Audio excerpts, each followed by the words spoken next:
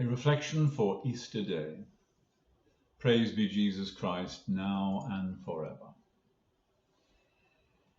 And the angel answering said to the women, Fear not you, for I know that you seek Jesus who was crucified. He is not here, for he is risen, as he said. Come and see the place where the Lord was laid. And going quickly, tell ye his disciples that he is risen. And behold, he will go before you into Galilee. There you shall see him. Lo, I have foretold it to you. Matthew 28, verses 1 to 7. Note that in this account of the resurrection, the women do not see the Lord. Why did he not appear there and then? While Mark records the instruction to go to Galilee, as does Matthew, he follows up with the appearance of our Lord, first to Mary Magdalene, and then to the two men walking to Emmaus. Personal, almost individual. In John's account, Mary Magdalene is alone, and she runs to tell Peter and John of what she has seen, or rather of whom she hasn't seen. It's only later that she meets the Lord while weeping alone.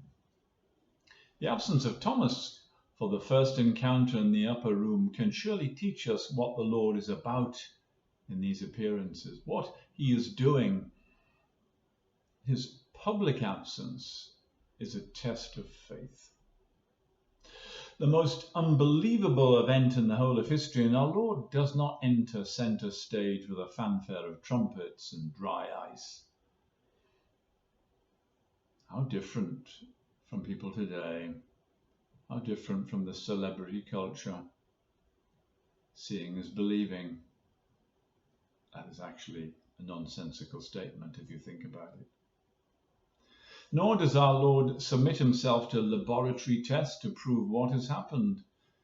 For sure, we have sometimes submitted Eucharistic miracles such as Lanciano to tests, and they have proved to be very positive in regard to what we claim. But our Lord doesn't do it here. You see, knowledge and truth do not necessarily coincide. Remember the wise men from the East. They're at the beginning of our Lord's ministry, his birth. Following the star, they went to Jerusalem to consult with the experts. The chief priests and the scribes know exactly where the Messiah is to be born, but they do not recognize him. They don't go to Bethlehem to worship. Despite their knowledge, they remain blind. After the resurrection and the ascension of our Lord, St. Paul admits to a similar condition. He had been a perfect disciple of the law, who knew the scriptures. He was indeed an expert, and he had a huge reputation as a result. Yet in 1 Timothy he admits he was before a blasphemer and a persecutor and injurious, but I obtained mercy because I did it ignorantly in unbelief. What does our Lord say from the cross? Father, forgive them, for they know not what they do. And that can apply to all of us, educated or not, knowledgeable of the scriptures, or who haven't opened a Bible in years. Don't I want God to think that I acted out of ignorance rather than with malicious intent? And yet, I don't think we give others the benefit of the doubt as we would want it for ourselves. Let's take three of the groups of people involved in our Lord's death. The soldiers. Sure, we can give them the pass. Ignorant. There they are in an outpost of empire. They may not even speak the language. Never mind understand the culture and the religion. They surely have a break. Well, they're no more knowledgeable than the Russian soldiers ordered to invade the Ukraine, we might say. Are the reported atrocities committed they've been committed out of ignorance of the natural law written on our hearts? What about the Roman leaders? Pilate, he washed his hands of a difficult problem. Oh, he can't have known what King of the Jews really meant when he wrote it and had it placed above the head of our Lord. Oh no? This man was intelligent, and his wife had warned him. Yes, and really, he ought to have understood what our Lord was saying when he had interrogated him. My kingdom is not of this world. What about the experts? What about those scribes and Pharisees who had tried the Lord and sifted his pronouncements for blasphemy, leaving aside the fact that there were many false witnesses? They knew, surely they knew. Is Jesus just making excuses then from the cross? Surely not. He isn't going to turn a blind eye, compromise on justice. He's not an indulgent parent. No. No, he's saying that they had the knowledge, but also deep incomprehension. Surely that's the import of our Lord's words. Just like their forebears 30 years previously, and just like St. Paul. This is what Benedict XVI wrote in his second part of Jesus of Nazareth.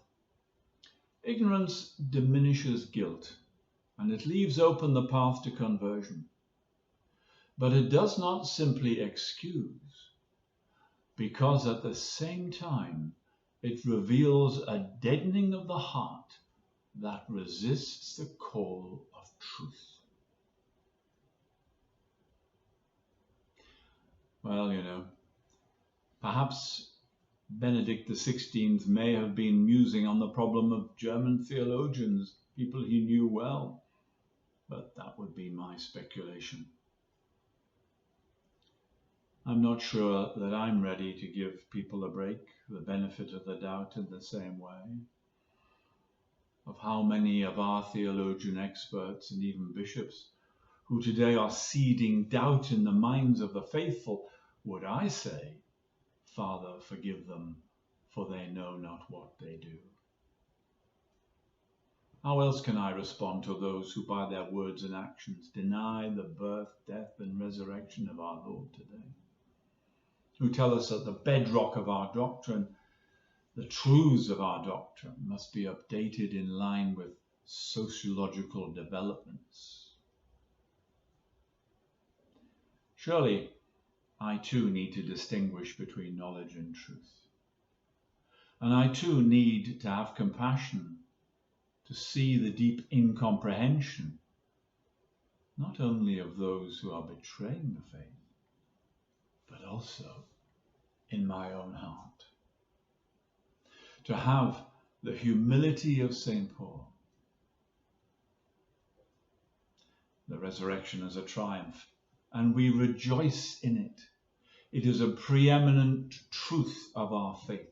It is not contradicted by knowledge.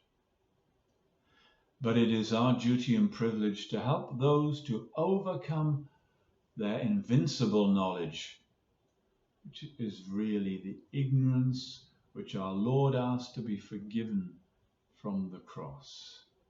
Ignorance of him who is the truth embodied in flesh, resurrected flesh. We need to have compassion for those who lack faith around us. I would say, certainly in many Western countries today, they are in the majority.